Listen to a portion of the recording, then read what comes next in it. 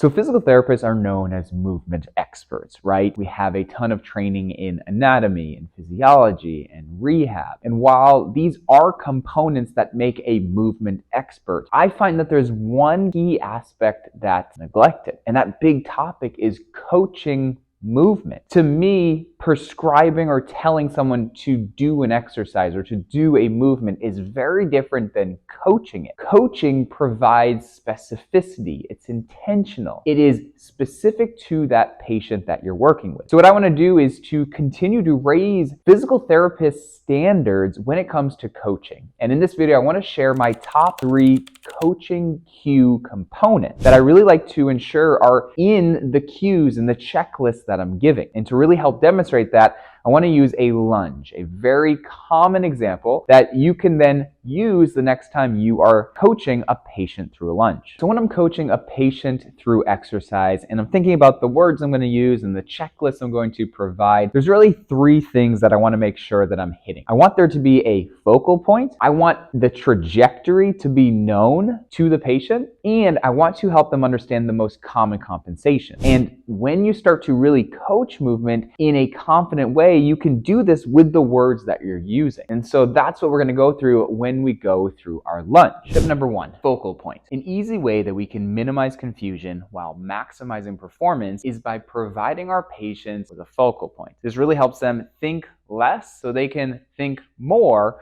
about the proper thing. Now, when it comes to a lunge, usually the focal point is the front foot. This is the foot that they can see, and this is the one that they're normally stepping with if we're thinking a front lunge. And so it really gets a lot of attention. However, what I like to do is actually encourage my patients to focus on the rear foot, specifically a rear foot that has a vertical heel. When we can achieve a vertical heel, it actually sets us really nice up for our next step, and we'll talk about that in a second. But what this does is when the heel is vertical, the patient will almost always move in the right motion. If the back foot is neglected, it's really easy to move in the wrong motion. And so that tends to happen when we're focusing on the front foot and we normally have back pain or knee pain. So instead, encourage your patient to think about the rear foot and use that as a focal point. Tip number 2, trajectory of movement. This means that the way we coach someone should align with the movement that we want. Now, this sounds really simple, but we often don't even recognize that sometimes we use a word that totally contradicts how we want them to move. So when it comes to a lunge, we are looking for patients to move more vertical and not horizontal. Now, how do we do that in a way that's familiar to them to minimize any sort of confusion? Well, an easy way we can do it is tell the patient we want them to move like an elevator and not an escalator. At this point in time, they can visualize that an elevator moves straight up and down and an escalator moves more horizontally. So just by giving them those 2 cues, elevator and escalator, they now know the proper trajectory of the motion that they're looking for. Step number 3, common compensation. So wouldn't it be really cool if we could just say a couple of words and it helped our patient decrease their injury risk by avoiding the most common compensations? Well, we can. When we coach in the right way and we're intentional with the words that we're using, we can do just that. But here's the thing, when we are teaching them the motion and we do 1 or 2 reps, right, just so we can watch their form, see how everything's looking, the stakes are really low, right? There's no stress, and usually they're perfect reps. So we need to provide our patients with a cue that will help them when they're tired, under stress, lifting a lot of load, they're fatigued, all these things, when compensations are actually going to come out, right? And so that's where this cue can really help. So when it comes to a lunge, one of the most common compensations is overusing the back, right? How many times have you coached a patient through a lunge and then they report that their back hurt? Pretty common. So what is this really saying? Well, this is saying that they're using forward and backwards momentum through their spine instead of actually using their legs. How do we get creative and put it in a way that they understand? Well, the easiest way that I like to do it is to ask them, how does a chicken move? They usually laugh, but they quickly understand that a chicken moves forward and backward. We want to avoid a